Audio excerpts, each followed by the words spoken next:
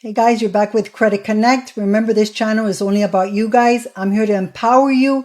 I want to show you how to understand your credit, how to leverage your credit, and how to get the best products on the personal side and on the business side. I'm also still dropping my VIP school link. That's a platform that you can register right now for free. I'm going to start going live now in July. I also going to start creating some masterclass in there with credit repair and finance. Remember, if you guys have any friends or relatives that don't speak English, send them to my Spanish channel, which is called Conecto de Crédito. So in this video, what we're going to talk about is how to go from a 300 credit score to a 800 credit score, or at 850, that's what everybody wants. That's a question I get asked all the time. Jackie, how do you help your clients? What do your clients do to achieve this credit score? Okay. And that's what we're going to talk about today. We're also going to talk about sometimes when you're applying to credit cards and you might get denied. Why are you getting denied? Do you know what you're putting that's making it trigger something? So basically, I've worked for many years getting people funded, okay, for teeth. That's very interesting. So I worked like when you go into to buy a car, the manager that did your credit and all that, that's what I was doing. So I know a lot of the ins and outs and why some of the credit cards jump, okay? And also when you apply, what it does to your credit score, it just keeps bringing it down. So we're going to go through all this kind of information, okay? So one of the first things that you need to do basically, and people might be like, everybody knows that, is your behavior, okay? Credit is behavior. That's the number one thing. If you can't control your behavior and your impulses of buying things that you cannot afford, you're never going to achieve that 850 credit score, okay? Or 800. Once you're 800, you don't have to get to 850. You can probably get everything, all the best products, okay? So the first thing is, you got to control your behavior. You got to control your spending and all that stuff. All that little good stuff that we all like to buy. I do that as well, but you have to control it, okay? Another thing that you have to do is basically pay your credit cards, and you can't just buy something and then pay the minimum, because that's what a lot of people don't understand is the utilization kills you, okay? I've seen people that have told me, no, I need to remove this, I need to remove that. Like, I'm actually helping one person that has a late payment, actually like 2 or 3 late payments 3 years ago. I'm doing it because he wants me to do it, but I already explained to this person that's not why he didn't get approved. It's the high utilization. So many of you people think that high utilization means if you have a credit card for $500 and you owe $500, you're maxed out. You guys are wrong. Anytime that you have a credit card and you've used more than 48% on that credit card, you have something that's called the max out penalty. They consider that you are maxed out. So listen to this again. If you guys have a credit card of $500 and you've used 48% of that, okay, 48%, not even 50%, 48%. So let's say $240 or $248. That's probably 48%. I know my math a little bit. That means you're already maxed out. You get penalized for that. That's killing you. That's bringing you down. So, and then what happens? Then you buy something for $100 or $200, and then your payment is $100 or $200. If you're in that rat race, trust me, your credit score is never going to go up. So if you're one of those people that I'm talking to, which I am sure there's a lot of people out there with this problem, is bring down that utilization. Okay. What works for me? I am visual. So if I have 5 cards, I cannot tackle the cards that have the highest credit, the debt that I owe, because I go crazy. Like, I feel that I'm never accomplishing nothing. So what I do for me, what works for me, is if I have 5 credit cards, maybe 5,000, 4,000, 3,000, 2,000, 1,000. What I do is, even though I'm paying more interest on maybe the higher ones, what I do is I tackle the one that I owe the less. And once I finish paying that one off, I'm like, wow, now I only have 4 credit cards. Then I only have 3 credit cards, and I only have 2 credit cards. That's how I do it, and it works for me. Okay, that might be a strategy that works for you. Okay. Also, if you guys go out there and shotgun your credit and you have all these hard inquiries, people think that they don't affect you, but nowadays they do.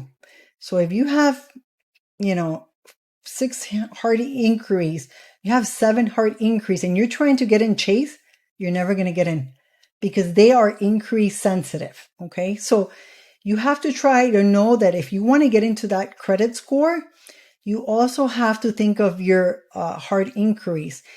So once you start, they come off after 2 years, but once you see that they start coming off, you're going to start seeing that your credit starts going up. Okay. It's very important. Okay. Also, guys, late payments. Okay. So I'm going to tell you, the utilization and the late payments are already like 75%, 30, 60, like 65% of your credit.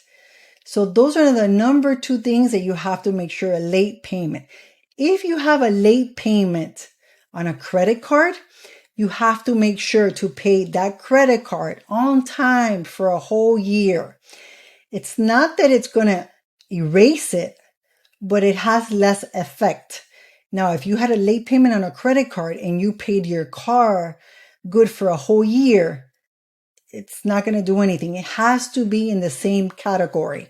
So if you have a late payment on a credit card, make sure you pay a credit card for 12 months on time. If you have a late payment on your car, make sure that you have 12 consecutively good payments on time. Now, if you have 3 to 4 late payments, this is not going to work. Okay. I'm just telling you, if you have 1 late payment, don't freak out. Just try to make 12 on-time payments. But having late payments, this is something that you can avoid. Put your stuff on auto pay. That way you never have a late payment, at least for the minimum. A lot of these credit cards, like Chase and all those credit cards, if you set it for the minimum payment, but let's say you put a minimum payment of $50, but then you go and you make a payment of $200 before the due date, it's not going to go in for those $50 because it's smart. It has AI. Okay. So that's something for you to know. Also, if you max out your credit card, make sure that you pay it off, or at least 90% of it. So your utilization stays 10% and under, not by the due date, but by the statement date. 3 days before the statement date, you want to have this paid off. That way, when it reports that it went down, that your utilization went down. Okay, that's a little secret, a little hack. So make sure that you make your payment. If you're trying to improve your credit, it has to be by the statement date, 3 days before the statement date. Okay. Also, those are 2 things that I'm going to tell you. A lot of people ask me this question: should I close my credit card? Sorry guys. Should I close my credit card? Well, I'm going to tell you, I've closed credit cards, but when you close a credit card, it does hurt you. But if your credit profile is so strong that it could take it, then go ahead and close it. Don't close it if you're going to apply for a mortgage in a month or 2 because it's going to hurt you. Don't close it if you're going to go for funding. Make sure you close it at least 6 months prior that you're getting ready either to buy a house, even to buy a car, or to go in for funding. Okay, these are little tricks. What else did I want to talk to you about? Also, if you have a credit card that you have not used in 6 months, it's hurting you. What happens is it gets flagged. Okay, you want to make sure to use your credit cards at least maybe once a month. Put like a gym membership, a box of gum, something, but you want to make sure to keep using it because it helps. The credit card always keeps giving. Okay. And when you apply for your first credit product, make sure you apply for a credit card, not a school loan, not a car, a credit card, because a credit card is the only credit product that always keeps giving. It's like the Energizer bunny. It doesn't stop giving. It keeps giving and giving and giving. Every 6 months that you have a credit card open, that goes positive towards you. So this is information just so you guys can improve your credit. Also, when you guys are applying for credit, this is something I want to tell you. It's not that it's going to improve your credit, but also when you guys are applying for credit, make sure you guys don't always use a different name, a different address, or a different employer, because you don't look stable. You look wishy-washy. Make sure you guys always use the same name, the same employer, and the same address. Also, if you guys just moved or something and you haven't changed it on the credit bureaus, I would tell you, apply for your credit card, use the old address, and then just call them and say, hey, you know what? I just moved. This is my new address, okay? Guys, give me a like, subscribe. This is my channel. I'm here to help you. My name is Jackie, Credit Connect, and join my school group, VIP free school group. Until next time.